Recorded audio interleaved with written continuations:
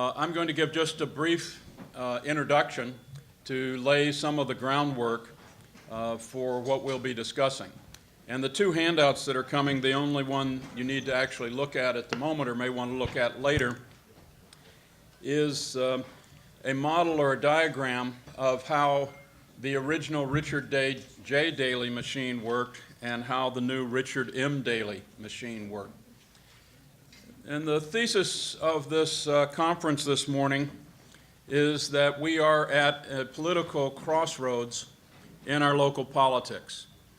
There is a clear contrast, as you'll see in the two diagrams, between the Richard J. Daley machine and the new Richard M. Daley machine.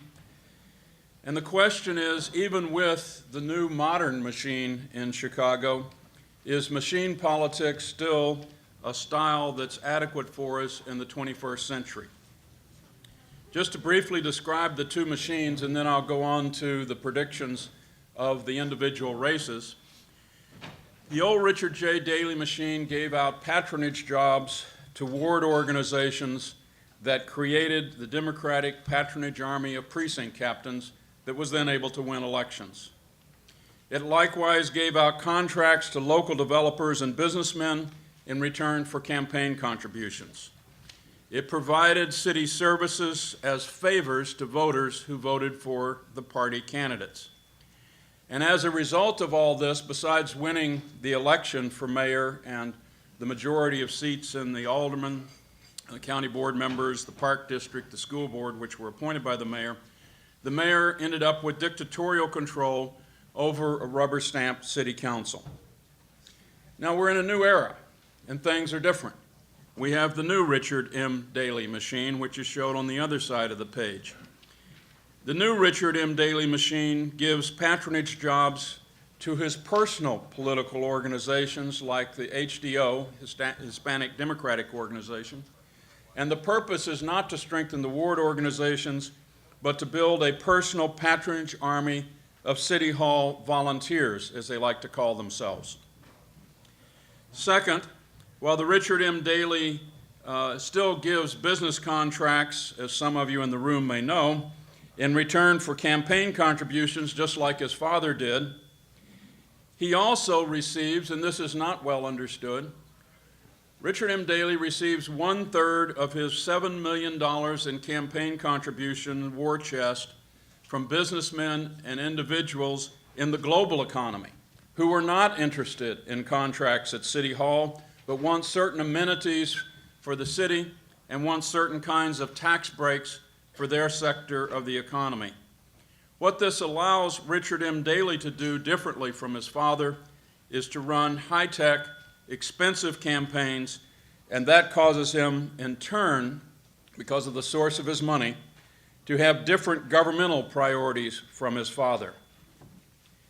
The new Richard M. Daley machine still gives out favors to voters who vote for Daley candidates, as was shown in the Sorich trial. And the new Richard M. Daley still has dictatorial control over a rubber-stamped city council. It is a new, modern machine, modernized from the old one, but it is still a machine. So the 2006 and the 2007 elections place us at a political crossroads locally. The question before the voters, beyond all of the individual candidates running and all of the slogans, is shall we continue the old governments and the current political domination, or will we as voters reject these alternatives? And there are 5 key trends at work in these elections. The first trend, the indictments, court cases, and convictions have weakened but have not killed the Richard M. Daley machine and the Stroger patronage armies and the corrupt contracts in both city and county government. Second trend, which is afoot, is the city council, to shock of many, has begun to show some, but not really very much, independence. Just to give you an example, from 2003 to 2005, there were 29 divided roll call votes out of probably 5,000 votes cast. That's not exactly a wave of independence. The third trend, since Tony is here, Todd Stroger is at the moment leading in the race for Cook County Board President, but it is not a done deal. Tony is gaining support and gaining ground. The fourth trend, there are many more challengers emerging in the mayoral elections. If Luis Gutierrez and Mike Quigley should join the race, the mayoral race would go to a runoff between Jesse Jackson Jr. and Mayor Daley. That would have almost seismic effects on the politics of Chicago. And the fifth and sort of least covered event that is happening is there are more strong aldermanic challengers than at any time in the last 20 years. And it is expected that between 10 to 15 aldermanic incumbents may be defeated, which would change the balance of power in the current rubber-stamped city council. I'll take you back to 1986 when Harold Washington had a bare minimum of 26-24 in the city council to be able to rule the city finally. The next year, there were 40 votes for Harold Washington in the city council. Aldermen are like lemmings. They go where they think they can get the rewards and power. It does not take winning 26 seats in the city council to begin a revolution of change in Chicago politics. The first speaker we have this morning, or the first panel member, hopefully to be joined by the others, is Carlos Hernandez Gomez, arguably the best political reporter in all of Chicago, formerly with Public Radio or NPR and currently with CLTV. Carlos?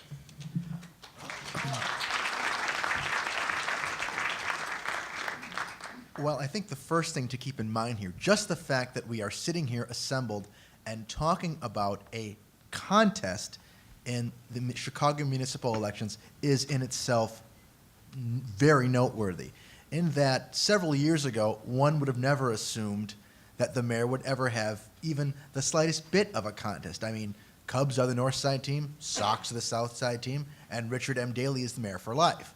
And I think that has been changed not only by demographic changes, but mostly by what's been coming out of 219 South Dearborn. I mean, we're talking about a United States attorney that has essentially put City Hall and even state government on notice that patronage isn't legal, that the way things have been done for a very long time is the way they shouldn't be done, at least according to federal juries. I mean, many of us have long accepted that it's a fact of life. People who do political work have city jobs. That's just the way things work in Chicago. That's how they've worked for years. But I think since Pat Fitzgerald has begun this investigation, ever since the Sun-Times broke the hired truck story and they started looking into City Hall patronage, I mean, we've moved up the ladder. I mean, no one ever thought that a patronage chief in City Hall would be the subject or a convict in a federal case. And I think the feds obviously haven't stopped. They are moving. Of course, they say the investigation is ongoing, and they're moving up the ladder. So, of course, that's led many to question, is the mayor still mayor for life? And I think polling, most recent polling by the Tribune, shows that while the public does not buy the mayor's denials about City Hall corruption, they're not, in effect, holding it against him. But that's a question for February. A unique development that happened yesterday, and I think we should all take notice of, is that Mayor Daley finally appointed a city clerk. We've been without a city clerk since James Lasky quit after he was indicted by the feds. The mayor picked a man named Miguel Del Valle. He's long been known as an independent Hispanic political leader. He's a state senator from the Humboldt Park area. But what this does is this helps the mayor in several ways. One, Miguel Del Valle doesn't have any taint of scandal. While he has made peace with HDO, the mayor's political Hispanic arm, he is not really associated with them. So this gives him an independent Latino person to put on the ticket in February. And it really also hurts Luis Gutierrez, because now Miguel Del Valle is the leading Puerto Rican in Chicago, no longer Luis Gutierrez, and he may have to rethink what he is doing come February, Dick. Go ahead. Some more comments, sage comments, as you feel. So, I think that's something to keep in mind. I think it was a stroke of political genius by the mayor to do this yesterday, because Miguel has a very stellar reputation as being honest, for integrity, and for being someone who doesn't really have the taint of scandal. And I think this helps the mayor shore up, because the mayor has been very adept at co-opting opposition over the years, whether it's in the African-American community, in the liberal lakefront community, which really doesn't exist anymore, or even in the Latino community. I mean, he has his Danny Solis, who's the alderman in Pilsen, is the president pro tem of the city council. He is someone who's been able to sort of shore up Hispanic support for the mayor, but he is in the Mexican-American community, and Del Valle is in the Puerto Rican community. More of the independent Latino politicians who opposed HDO, the mayor's Hispanic political arm, have been within the Puerto Rican community. So I think the mayor having appointed Del Valle as city clerk certainly helps him in that this may give Luis Gutierrez some pause, whether he assumes whether or not he jumps into the race for mayor. I mean, one might have talked of Luis as far as the futures market as saying he was, buy and hold, and now he's, after the mayor appointed Del Valle, he's sell, sell, sell.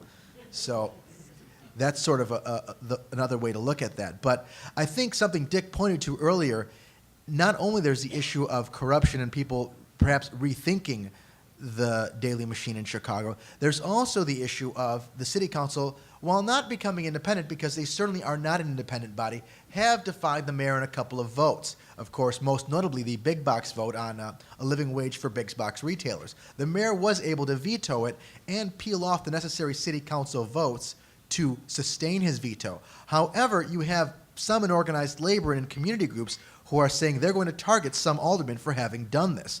So this is a case where you have several aldermen who peeled off their vote to support the mayor, who are going to get targeted by the Service Employees Union and any other labor union. The question is, are these unions going to pump the necessary money and political foot soldiers to make these aldermanic races competitive? I mean, it's one thing to promise that you're going to put $2 million into the aldermanic races. It's another thing to actually, to quote Miriam Santos, belly up and actually do it.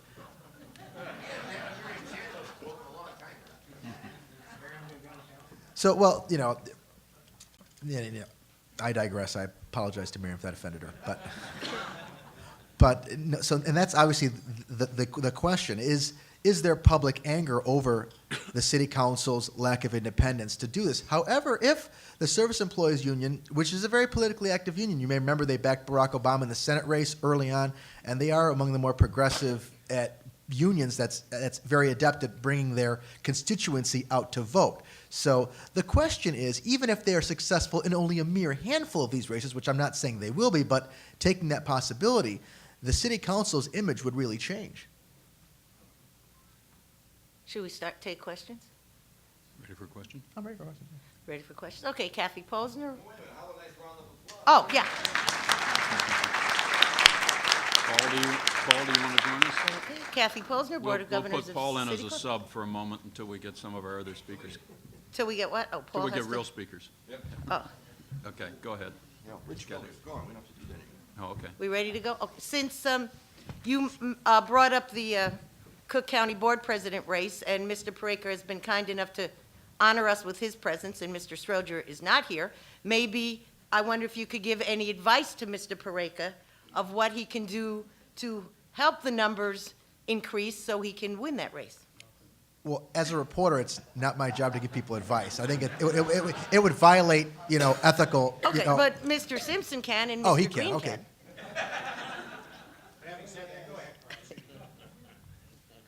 can. Win the lottery quickly and buy around $4 or $5 million worth of TV time. I think that would be my advice. Tony, I think we can give you a moment to reply for yourself if you want to, not about the subject, but her question is, obviously you're slightly behind in the polls. I won't go into the details of that, but do you have reasons to think that those numbers will change?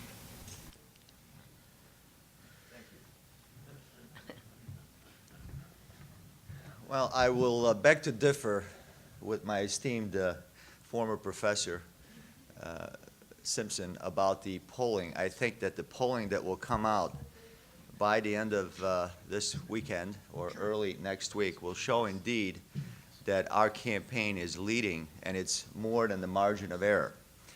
And there have been a number of polls done with a sample of likely voters in the range of 410 to 450 likely voters in Cook County. And the race was essentially 40-40 with 20% undecided. Those undecided 20% are now beginning to swing in our direction, and a significant number of those 20% that were undecided heretofore are indeed joining our campaign and supporting my candidacy. I think that's a general trend that is going to continue because Stroger is running on the strength of his family name. He's relying on the machine that is watching its wheels fall off. And I think he's running a Rose Garden strategy that is not going to serve him well. On all of the various platforms and forums that he has chosen to appear, he has not been prepared. He has not been informed about the function of the county government, did not have his facts together. And I think that that is indeed going to hurt him as voters begin to focus more and more intensely on this very important race, which I think is going to reflect a seismic shift in Cook County politics. All of the things that you have stated, Professor Simpson, are absolutely true. The Storage conviction has indeed, for once and for all, rather, removed the Rostenkowski defense. You know, everybody's bouncing checks and everybody's cashing in stamps. Well, maybe true, but, you know, Storage is now the poster child for the premise that patronage, hiring, firing, altering of applications and test scores is now a criminal act. It will no longer be tolerated. And the federal monitor, Noel Brennan, is representing Judge Anderson in the City Hall Human Resource Department and will continue to do so. Therefore, no hiring, firing, promotions, transfers, or overtime are going to be done along political lines any longer. And I believe Judge Anderson, pursuant to a petition for a rule to show cause that Mr. Shackman has filed with respect to county hiring related to the information provided by Mr. Petritis about the, am I giving too much information? Yeah. Just finish so we can- Well, I'm trying to give you some basis, background. some Right. basis and background for the premise that it's a brand-new political landscape out there, and the old rules really don't apply. And I think that the voters are going to come out and educate themselves about the candidates, our platforms, and our visions for county government. And therefore, I think that Todd Stroger has a real challenge to now cast himself as more of a Republican than I am, more of a reformer than I am, when in fact, for 14 years has done absolutely nothing to advance any of those causes. It will be a hell of a sales job. Thank you, Tom. Thank you, Mr. Peraica. Very good. Next question. Judith Reese, member of the City Club and 12-year trustee of University of Illinois, Professor Simpson. My que- boss. By the way, the University of Illinois is very pleased to be a co-sponsor of the event today with City Club and Roosevelt University. Yes, good, good. My question is addressed to your co-panelist about the backstory. I'd like to know what's the backstory behind the member of Mayor Daley's administration who announced several days ago that he was running for city clerk. And first of all, what is his backstory? And did this, you think this prompted the mayor to slate his own candidate? Or would he just let that stay vacant, that position stay vacant even longer? Well, I think the question at City Hall for a while was he just not going to appoint a city clerk? And we kept Yeah. asking him what the statute says, shall. And, you know, there was a question of what shall means. Of course, Illinois, we've had that question of what shall means for years, whether it was the Rosemont Casino, whether shall actually meant shall. And apparently shall does mean shall. So the mayor had to appoint a city clerk. And he had said, when Sedda announced that he was going to run, that the mayor was not supporting him. So there was no. Right. Is he toast? Sedda. Is he history? Tell the name of the candidate. Who's Sedda. He's a city. He was in the Daley administration. He said. Serta. Serta. I'm sorry. I was saying Sedda because I was pronouncing it accurately. My apologies for pronouncing a Latino name properly. Please forgive me. God love the City Club. You don't get this up and down the dial. How do you pronounce it? We don't get it on the Serta. dial at all. Serta. Now, I was in Europe. Who is, no offense, who's Serta? Serta. Who is he? He's in the mayor's administration. He's not like a notable. He's not someone like a Danny Solis or Well- someone who's. Just to throw this out, a guy like that announcing isn't going to intimidate anybody. Of course not. And the mayor. That will work against him. We're talking about city clerk. Right. It's city clerk. You hand out dog licenses and car stickers. I mean, it's not. I mean, when people talked to Alderman Bill Beavers about whether he wanted, he said, "I don't want to hand out, vehicle stickers." I mean, sort of denigrating the position. Of course, some have argued whether the position even needs to remain an elected post, and whether it should just be an actual appointed position and not an actual city, constitutional officer. However, the question is, the mayor appointed Miguel del Valle. Miguel del Valle has incredible name ID, not only in the Hispanic community. It's unless there's someone with a couple of $1 million, I don't see him losing. The key in all of this is what arrangements the mayor and DeValier made. Are they going to run as a team or not? That, to me, would be the big question. But DeValier DeValier has his own constituency. He's never been close to the mayor. He's always been on the outside. Even in Springfield, he's been his own man. But the whole point of the mayor appointing Del Valle is that he has someone now who isn't tainted with scandal, someone who has a quote-unquote reputation as an independent politician. However, Del Valle has made peace with HDO, the mayor's Hispanic political arm, so it's not like he's some radical, independent, lefty Latino politician who's not going to play along with the mayor. Okay. So is Serta history? Yeah, basically. Okay. As Thank we would you. say. Yeah. But at least we now know how to pronounce his name. Yeah.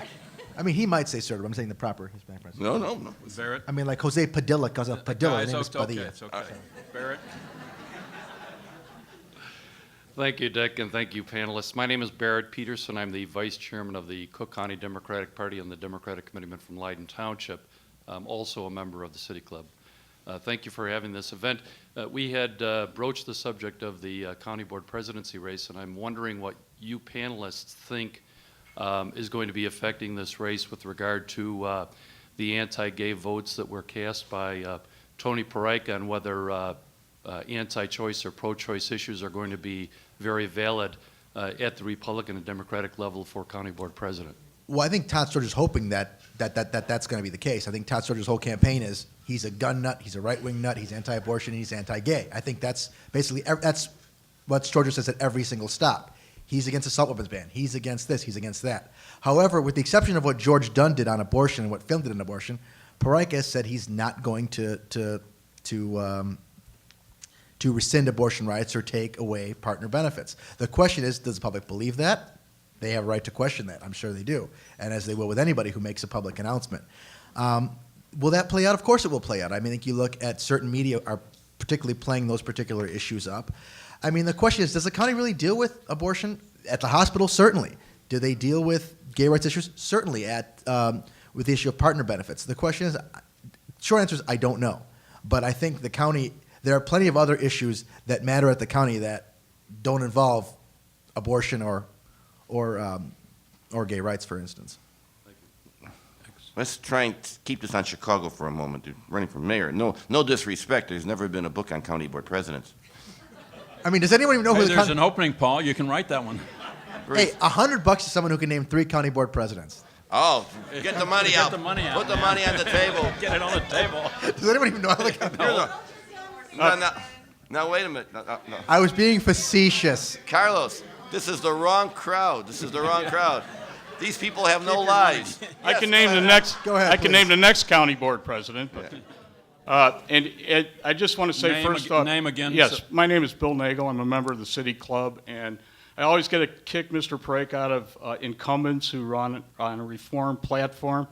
I've watched your antics in the county board, and it seems to me that your main claim to fame is making a lot of noise and trying to obstruct the programs of the former president, John Stroger.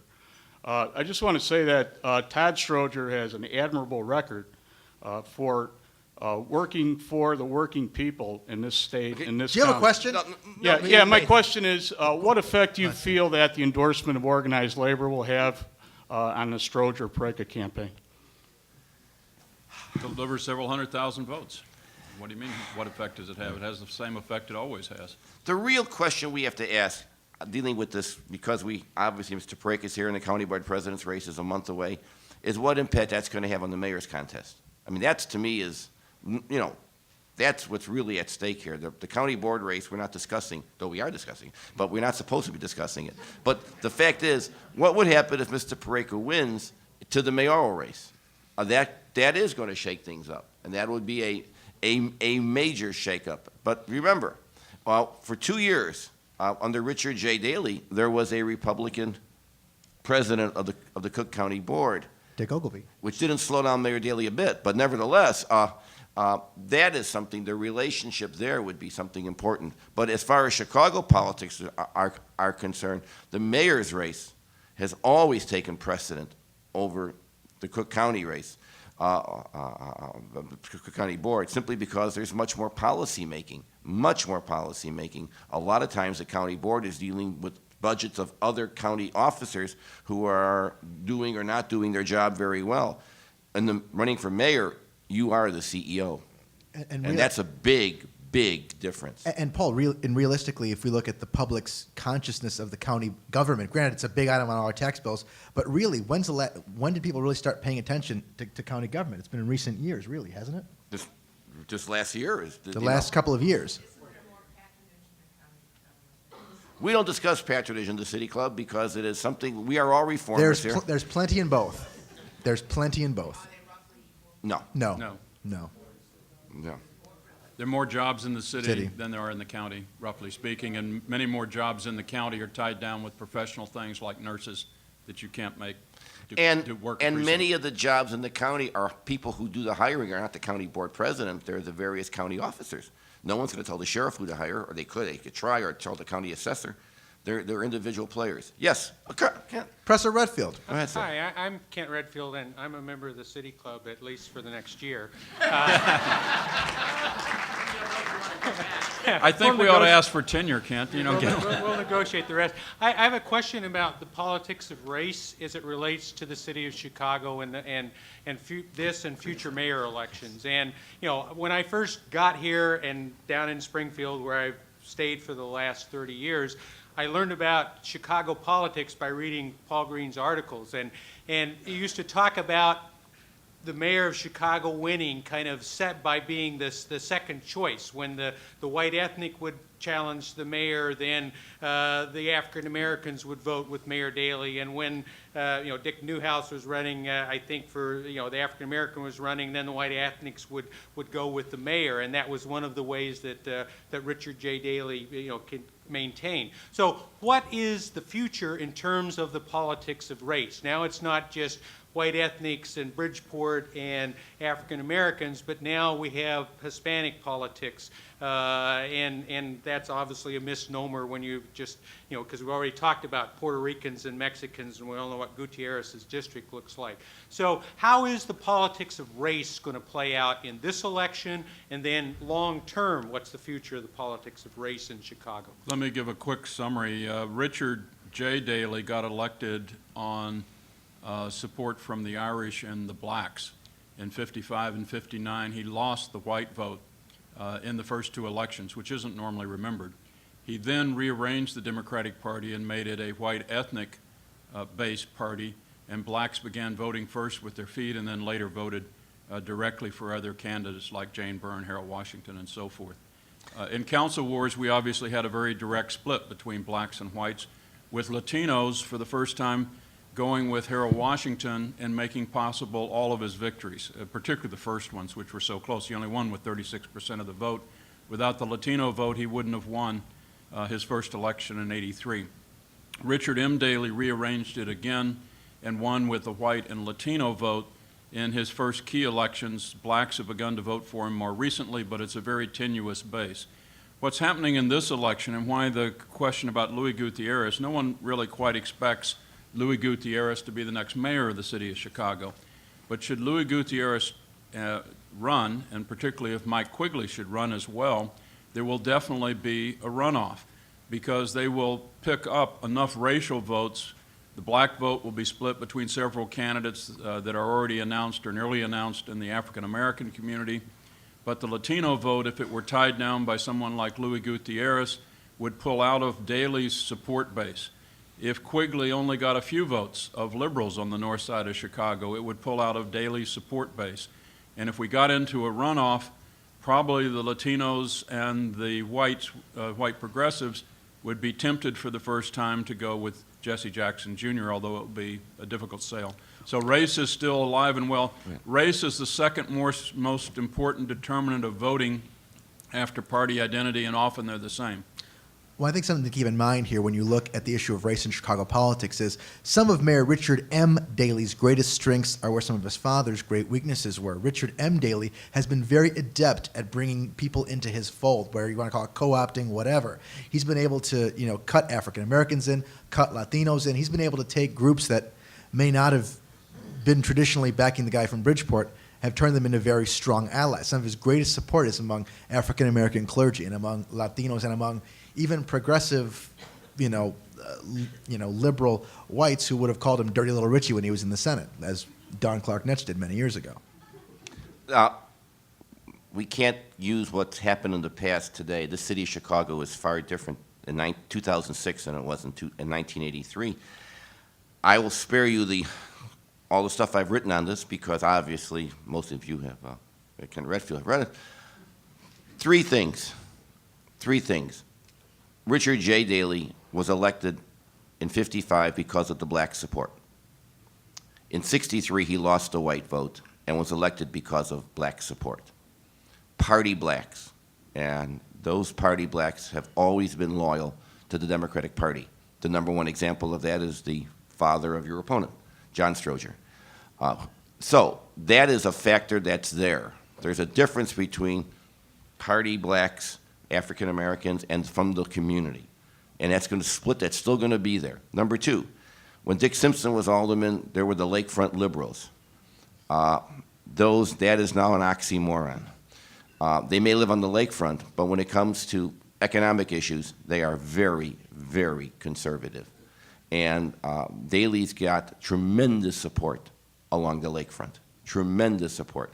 Obviously, the mitigating factor here is the problems with the Sorich and all the other investigations. Without that, there wouldn't be running.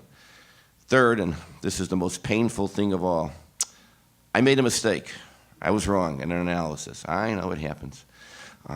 I'll never be waving from the balcony at the Vatican, I guess. But the bottom line is that when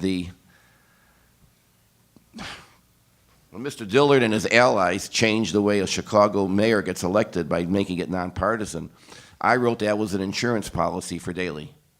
I was wrong, because I think Dick Simpson has a very valid point. The difference now is not going to be the Jane Byrne, Rich Daley, Harold Washington scenario. Now it's going to be a lot of people running and then getting into a runoff. The key phrase in a runoff election means that at the first round, no one got 50% plus one. Now, will Gutierrez run? I doubt it. Where's the money? And our last point I'll make, and concern here will be raised, Rich Daley, like his father, has a very, very long memory. Look around the city and look at all the statues and commemorations to Jane Byrne.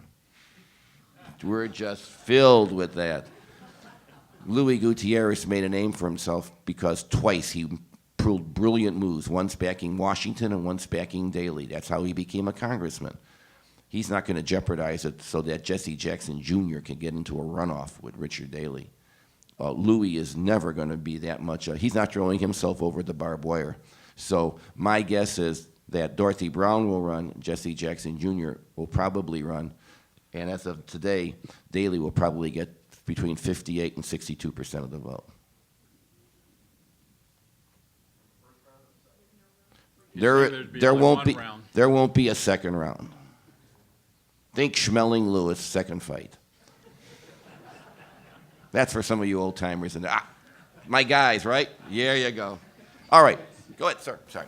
Hello, my name is Tim Egan. I'm a City Club member, and I want to thank you for the panel here. And I also want to ask the panel to identify some of the individual aldermen you believe that are going to be most challenged. And just for the record, don't let me being in the room influence you, as I am a candidate for alderman of the 43rd Ward. So. Well, I think Great stuff. We won't let it influence us. How's that? Well, certainly some people, if organized labor really is going to kick in, first the SEIU is going to kick in and really go after some aldermen, certainly the flippers in the big box debate are going to be targeted, particularly someone like George Cardenas, who, of course, originally ran with big support from HDO, the mayor's Hispanic political arm. So I guess he'd be one that I would say is a vulnerable one. There are a number of races. I'll just name a few of them. In the third ward, Dorothy Tillman has two strong challengers. The challenger, Pat Dowell, got 35% of the vote last time. There is, I think, a stronger challenger in Mel Monroe. I see it as a runoff easily, and that Dorothy may well not be reelected. In the second ward, Heathcock is not exactly the world's model alderman. She has two strong opponents, one white, one black. In the 43rd ward that you mentioned, there are at least 3 of you challenging Vi Daley. There may be 10 by now, I don't know. But beyond your own campaign, Michelle Smith is very strong and is expecting to raise a good bit of money. In the 50th ward against Bernie Stone, I don't want to call him a Neanderthal, but let's say he's been there since I was, back in '71. Bernie Stone is being challenged by several candidates. 2 of them are strong. In the 32nd ward, there's a strong set of contenders beginning to develop. There are challenges to Joe Moore, and there will be challenges to Helen Schiller, but my general prediction is all of the, what you might call the independent aldermen, will be reelected. All of the aldermen in great jeopardy are machine clones of one variety and another, and we don't have time enough to list all of them, but there are about 10 to 15 races.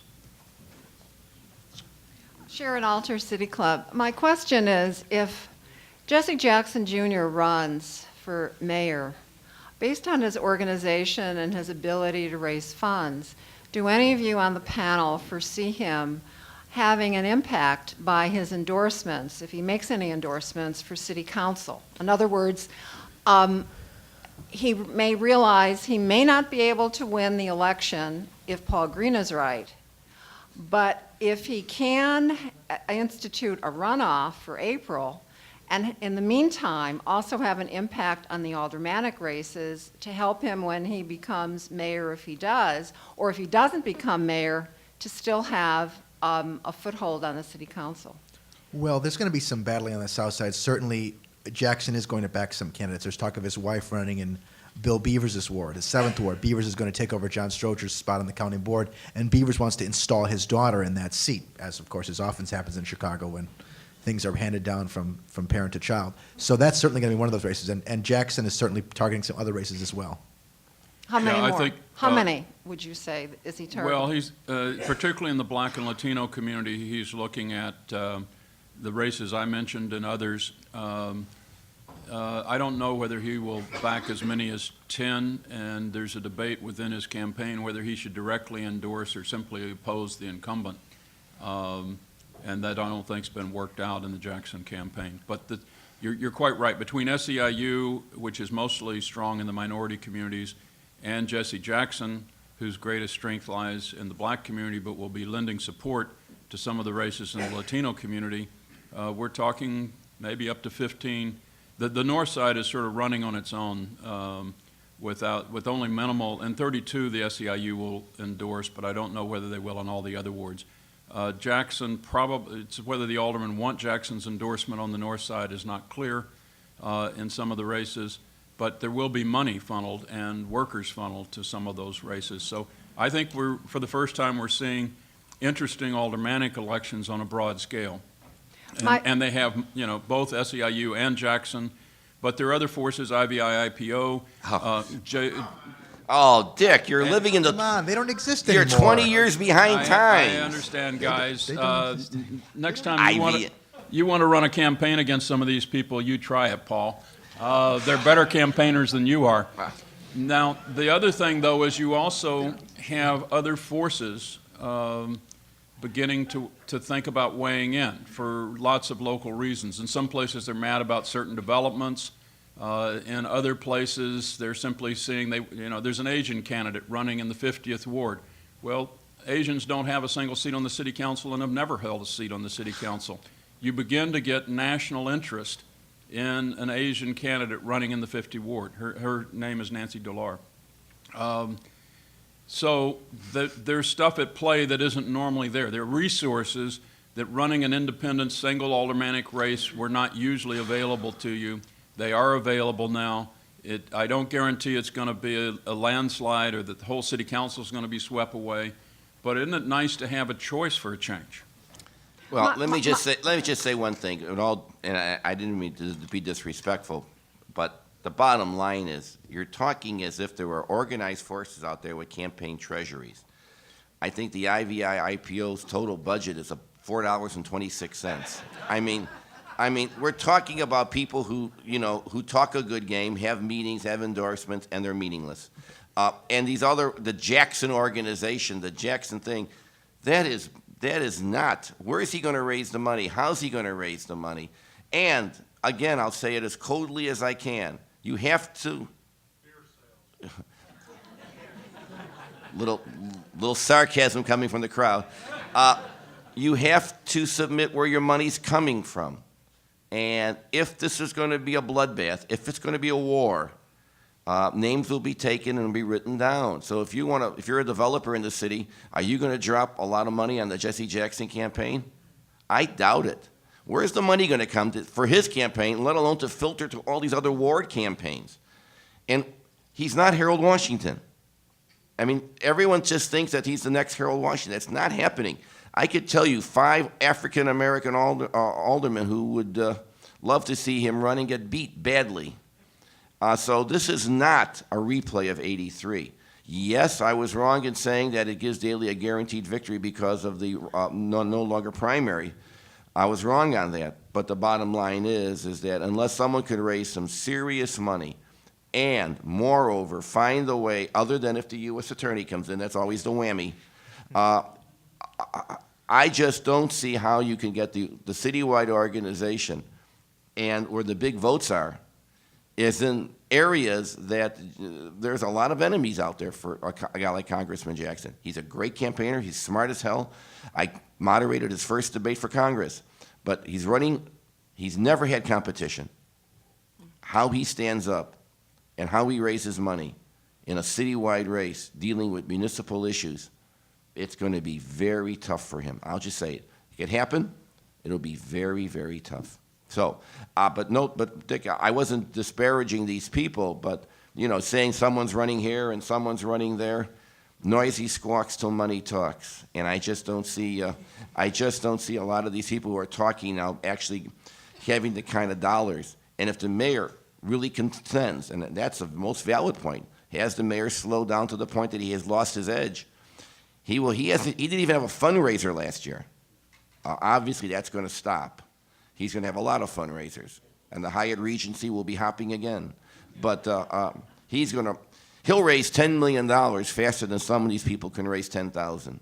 And I'll leave it at that. Victoria Cooper, I was interested by Daley's announcement of appointment of DeValle when he said that he wasn't only going to give out parking stickers, but was going to be his major policy person on education. I found this very interesting because I think that education is an area where the mayor is vulnerable, particularly with some of the complaints about reform in the city, in the high schools, the CPS. Could you comment on the role that education as a issue is going to play in the election? Will it have traction? And how do people see DeValle's role, who has historically been very strong on education in the mayor's race? Well, I guess that certainly gives the mayor a second use for Miguel Del Valle, because he, of course, has been an outspoken advocate on this education appropriations in the Senate, in the state Senate in Springfield, particularly talking about issues like, particularly the reform of funding of education has been one of Del Valle's pet issues. Of course, in Illinois, the issues of tax swap and those issues have never been very popular. But certainly that gives a certain added credibility to these issues of education. The question is a candidate going to attack the mayor in education? That's the problem. What do you attack them? I guess in the broader scope of things, what does an opponent attack the mayor on? I mean, people in Chicago have a very large tolerance for things. I mean, let's be frank. I mean, you look at the issues of graft. People have not really cared. I mean, when's the last time an incumbent has been tossed out because of corruption issues? I can't think of one, Paul. No, other but than Big Bill Thompson. What the candidates will do is connect the corruption up. So for the white area, for instance, they'll say not only there is corruption, they'll say that corruption has raised your property taxes 25 to 200%. Now, that may be an over-exaggeration. I understand how the figures are worked out. They'll say that the waste in City Hall is $400 million this year. and if you add it over the 17 years, it becomes however many $billion that is. For the Latino community, they're going to be saying, even with Miguel del Valle on the ticket, that we might get a better deal. Certainly we get a better deal if Latino was mayor, but we might get a better deal with another candidate. And that may be enough to at least split the Latino vote. For the black community, they're only getting 9% of the contracts. They get about 30% of the jobs, but they have lost ground since Daley has been mayor. And every African American in Chicago has got that figured out. Daley did well the last time, but it was against a weak African American opponent. This time, the African Americans, I think, are going to rally, and if there are multiple candidates, even those that don't like Jesse Jackson Jr. will like Dorothy Brown or will like the other candidates. My big problem with that, Dick, is you make Chicago sound like Iraq. You got this community and that community, the Shiites and the Sunnis and the Kurds. We were called the Beirut on the lake. You're back in the 1980s. You're back in the 1980s again. There is a lot of things that are different, and the biggest difference is you have tremendous African-American economic mobility. You've got gentrification taking place in many black wards. It's not going to be a replay of '83. I agree. I mean, I did a lot of books on that, and not that I'm against that. It was a good time. But no, so I just don't think that you're going to have these tribes, that the way you're describing them, the white community, the black community, the Hispanic community. There are great differentiations within each of those groups, and I just don't think it's one group. I just don't buy it. And I think when Daley ran against Bobby Rush in 1999, he beat him 72 to 28%. Carrying 33 out of 50 wards, including his own second ward, Rush's second ward. You're right, Paul Jakes was not a great candidate, but he did win 6 precincts. But who's counting, Mike? Yeah. Which amazed me, by the way. Identify yourself and what township you represent, sir. I'm Mike Kreloff, Northfield Democratic Committeeman, and I'm not a member of the City Club, but I'd be glad to do a panel sometime. My question for the high pay. My question was, to me, the veto of big box was a significant change over how the city council has been. And if I could define the city council as, the role of an alderman, are you a housekeeper, or are you a policymaker, or are you both? And I think most aldermen would say you ought to be both, but we haven't seen a lot of policymaking until big box. And I guess I'd like to be president of the Joe Moore fan club, but he got hammered in the Tribune last Sunday. And I'm just wondering, I have a sense that the Tribune is afraid of the city council. Are they ready for democracy kind of a view? What's your views on that? Can the city council handle these sorts of policy issues? Should they be? Or should they go back to only taking care of the wards? Well, I think the question is, do we want to have democracy or not? We can't have a representative democracy if we don't have representatives who debate and vote on important matters and where those votes count for something. So if we want democracy, we have to have an active city council. The Tribune editorial was wrong on a number of counts. Not only their bashing of Joe Moore, but they suggested that the city council would somehow be better if it were only 15 members, like some other large cities, neglecting that New York has 51 and so forth. But that's not true. It's actually better as a legislature if it has more members. Otherwise, aldermen would be representing 150 to 200,000 people, and they wouldn't be able to do either their function as an ombudsman on service or their function in city council. I think the whole Tribune editorial was frankly totally wrong on a lot of levels. I think we want a city council which is where there are vigorous debates and where the outcomes matter. And that's what I'm hoping the next election will bring about. Thank you, Dick. Barrett Peterson again. I heard the word gentrification mentioned, but we haven't talked very much. My thought is that the city of Chicago and its politics is going to be very dramatically affected in gentrification. I know that there are large numbers of young suburbanites actually moving into the city where they find single and nightlife more appropriate. They go to school there, they stay until they get married and move out to the suburbs to raise kids, and you're even seeing more and more yuppies staying in the city and raising kids. How is gentrification going to affect this? I don't see them as being particularly upset with Mayor Daley. Is it going to have an effect on the aldermanic elections or the mayoral election? And I'll have a follow-up. Well, it's interesting you mentioned that, because if we look at the aldermanic elections of '03, look at one of the biggest gentrifying wards, the First Ward, which is, of course, not the old First Ward, but the new First Ward, which is, Wicker Park, Yuki Village, that kind of area. That was actually a ward where an outside candidate beat the machine candidate.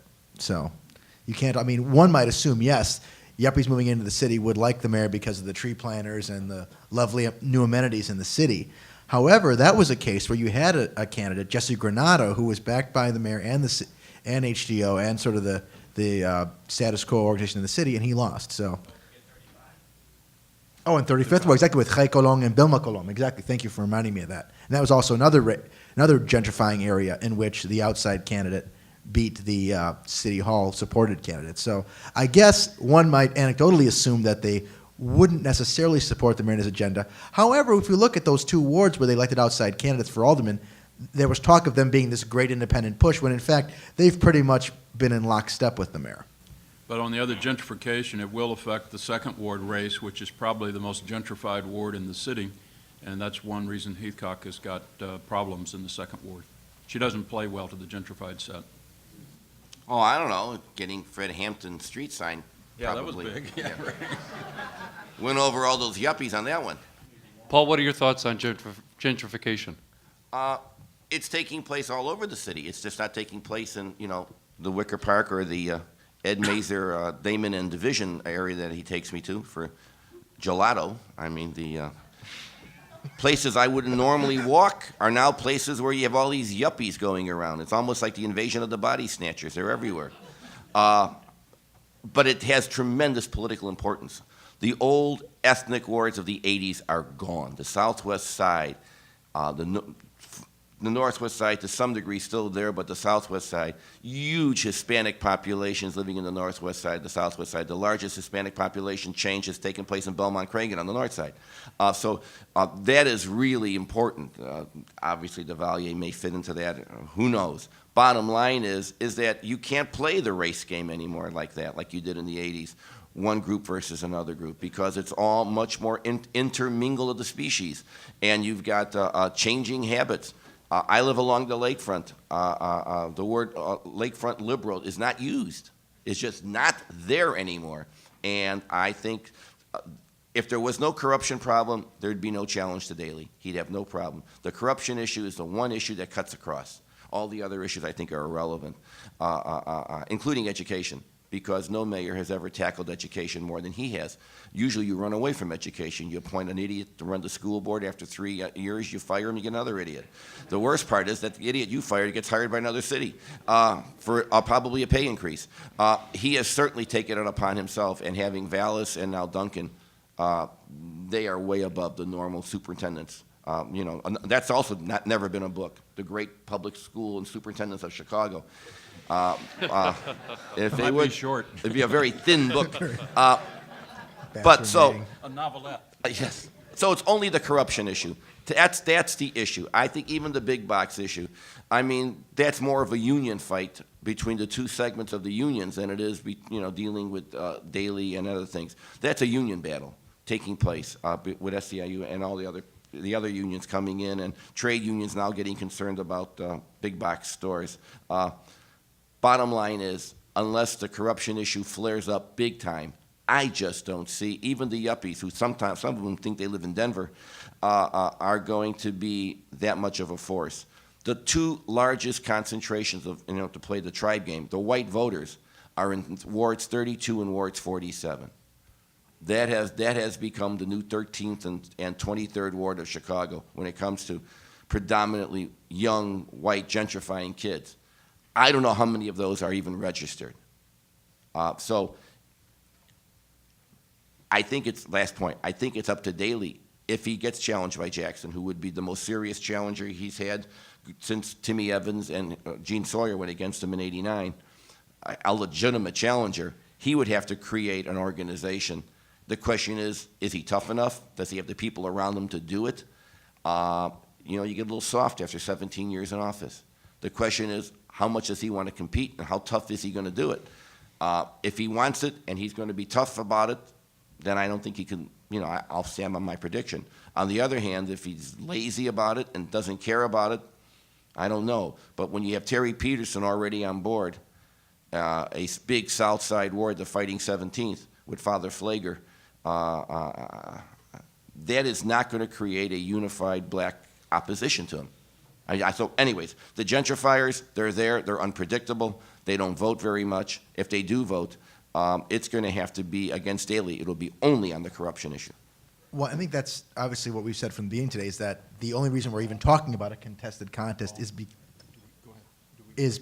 because of this new corruption issue, these federal investigations, and the fast work of Pat Fitzgerald. I think one unique thing to watch for, likely we're all, looking at the races, how has the organization been affected by the Pat Fitzgerald investigations, the Sorge trial? Are there people who, that are wondering, well, am I going to go out and work today on a campaign? Am I really going to get rewarded for it? Are they going to be able to give me the overtime I want? Are they going to be able to move me to another position? And the question is, when you have a federal monitor in City Hall monitoring hiring, I'm just, as an issue of curiosity, I don't know what you think about this, Paul, but the issue is how has this will be the first municipal investigation this will be the first municipal election since the Pat Fitzgerald investigation. So it will be interesting to see how the organization, the foot soldiers, are affected by this. Yeah, a follow-up, and that is, in the earlier discussion, we talked about the demographic changes in the suburbs and how the Collier counties and the Cook County suburbs are voting more Democratic. How do you think that has been affected by the mayor being Mayor Daley as opposed to Harold Washington? Would those same demographic changes have been made if Harold Washington had survived and become mayor with regard to race and politics in the suburbs? I'll just, 2 sentences. I think there's no doubt in my mind, and maybe Senator Dillard would disagree, that having Daley as mayor of Chicago has been a real boost to Democrats in suburban and Collier County, because philosophically, he's right there with them. And yeah, he has kept, there is no split. The racial thing, I'll give one more sentence. Democrats are in serious trouble when they divide along race, the way Dick was talking about. The Republicans along philosophy. Since that first 2 races in '89, the racial division has been greatly overcome in Chicago because Daley has taken on issues that really never affected his core base. Most of the people who voted for Daley in 1989 and 1991 do not have children in school. And yet education is his #1 issue. Nor do they belong to public housing. These are issues that don't affect the people who vote for him.